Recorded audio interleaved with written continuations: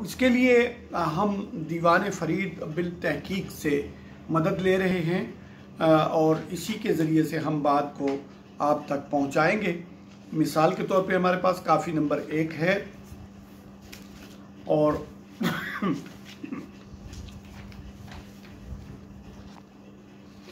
काफ़ी नंबर 1, इस काफ़ी को पढ़ने से पहले इसका पस मंज़र बता दें हम कि ये काफ़ी हज़रत ख्वाजा फरीद अलैहि रहमत ने मक्कतुल मुकर्रमा से वतन वापसी 14 सफ़र 1297 हिजरी 27 जनवरी 1880 ईस्वी और उसके अगले चंद दिनों में तसनीफ़ फरमाई।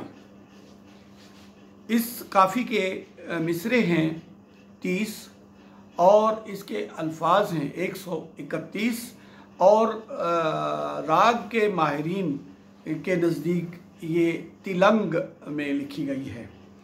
और इसका मतन जो है वो है अज सावलड़े मुकलाया सिर बार दुखांदा चाया। सावलड़ा यहाँ तलमीह है स्याह रंग के काबा के गिलाफ के हवाले से, और इसीलिए सावलड़ा का लफ्ज़ जो है वो स्याह या स्याही माइल के लिए होता है, तो उसके लिए उन्होंने इस्तेमाल किया है कि आज हम इससे विदा हो रहे हैं। और इसकी अलविदाई का जो अमल है तो गोया हमने एक अपने सर पे दुखों का बोझ उठा लिया है। और वो तौसीफ़ काबा करते हुए कहते हैं, एक किबला अक़दस आली हर ऐब कनू है खाली इत अब्द उबैद सवाली जय जो मंगिया सो पाया।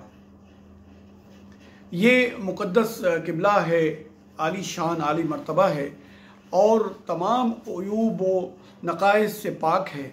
यहाँ पर अब्द उबैद हर छोटा बड़ा जो है वो अपने सवाल पेश करता है और जो कुछ भी तलब करता है वो यहाँ पाता है। वह अमन अल्लाह मुअज़्ज़म व हरम अल्लाह मुहर्रम वह बैतुल्लाह मुकर्रम हे रहमत दा सरमाया। वहाँ पर ये जो अमन है इसके हवाले से कहा गया है कि वमन दखलहु काना आमिना, कि यहाँ जो अल्लाह ताला का अता करदा अमन है और उसके अमन से उसके हुक्म से जो यहाँ पर अमन पाया जाता है वो बहुत बड़ा है। और अल्लाह का तय करदा ये हरम है और वो बैतुल्लाह मुकर्रम है और यही तो रहमत का सरमाया है। ए नूर सियाह मुजस्सम, ये देखें वो किस तरह तारीफ़ कर रहे हैं काबे की। ए नूर सियाह मुजस्सम हे ऐन सवादल आज़म था बेशक आमन बेगम जो हरम इहाते आया। कि ये वो नूर सियाह, क्या खूबसूरत इस्तिलाह इस्तेमाल की है ख्वाजा साहब ने, नूर सियाह कह रहे हैं काबा को। और ये ऐन सवादुल आज़म, सवादुल आज़म एक बड़ी उम्मत को भी कहते हैं, सवाद एक काले निशान को भी कहते हैं और बड़े निशान को भी कहते हैं, बड़ी उम्मत को भी कहते हैं और अक्सरियत को भी कहते हैं। क्या बेशक आमन बेगम, जिस तरह हम पीछे कह रहे हैं कि वमन दाखलहू काना आमिना, यानी वो जो यहाँ जो हरम इहाते आया, जो हरम के इहाते में आ गया वो हर तरह के अमन में आ गया। कर याद, जब वो यहाँ से आगे चल रहे हैं अगले दिनों में, वहाँ से विदा करके निकल रहे हैं तो वो आगे याद करते हैं अगले मरहले में, कर याद हरीम हरम को रख पेश पुराने गम को दिल आखे खावा सम को हे जीवन कूड़ अजाया, हे जीवन कूड़ अजाया। मैं जब वो मरहला याद करता हूँ ज़िंदगी का, जब मैं उस हरम में था, हरीम में था, और उस पेश वो गम जो अब मेरे दिल में जागुज़ीन हो गया है, मैं उसको याद करके और दिल करता है कि इस जीने से तो इंसान जहर खा ले और ये ज़िंदगी हो तो वहाँ हो, वरना उसके बग़ैर तो ज़िंदगी बेकार सी है।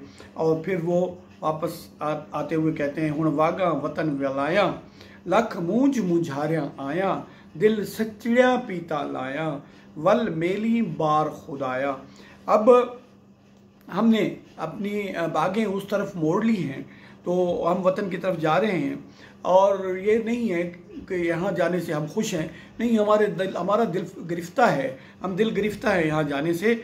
और ये दिल सचड़िया पीता लाया, और दिल ने तो ये सच्ची मोहब्बत की थी। ये इश्क़ हकीकी है, सचड़ी पीत इश्क़ हकीकी है।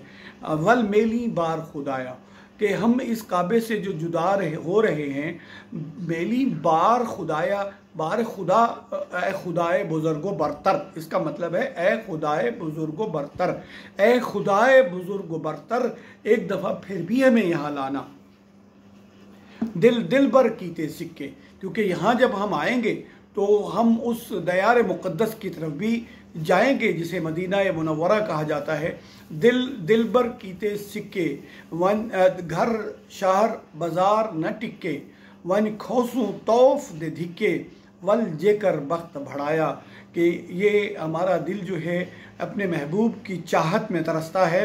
न घर में, न शहर में, न बाज़ार में इसे कहीं भी सुकून नहीं है। हम एक दफ़ा फिर जाएंगे और वो तवाफ़ के दौरान जो धक्कम पेल होती है वो उसकी तरफ फिर जाएंगे हम, और ये तो तब होगा अगर हमारा बख्त यावरी करेगा। बिन याद फरीद निजर सा, ये ख़ास लफ्ज़ है जिस पर तवज्जो देनी होगी हमें। निजरसा, इसको लोगों ने ना जरसा पढ़ दिया है। ना जरसा का मतलब होता है नहीं बर्दाश्त करूँगा, और निजरन का मतलब होता है अंदर ही अंदर रोते रहना, दुख और तकलीफ़ महसूस करना, और जिस तरह कोई चीज़ टिपकती है इस तरह अंदर से घुलते जाना। बिन यार फरीद निजरसा, रत रो रो आही भरसा, गम खा खा औड़क मरसा, दुख दुखड़े जीड़ा ताया, दुख दुखड़े जीड़ा ताया। ए फरीद, मैं उस दोस्त के बग़ैर अंदर ही अंदर घुलता रहूँगा, और खून के आंसू रो रो के आहें भरूँगा, और गम खा खा के बिलाखिर मौत आ जाएगी। और इस दुख दुखना एक ऐसा दुख जो मामूली सी बात पर छिड़ जाए और नए सिरे से इंसान को दुखी कर दे। और उसने तो जीड़ा से माना होता है रूह, और इस अजीब तरह के नाजुक मिजाज दुख ने तो मेरी रूह को बेचैन कर रखा है। तो इस तरह हम देखते हैं कि आपकी काफ़ी नंबर 1 का इख्तिताम होता है, और जिस तरह हमने पहले बताया आपको, ये एक तजर्बाती सिलसिला है। अगले मराहिल में हम इसके लिए बेहतर इंतज़ाम करेंगे।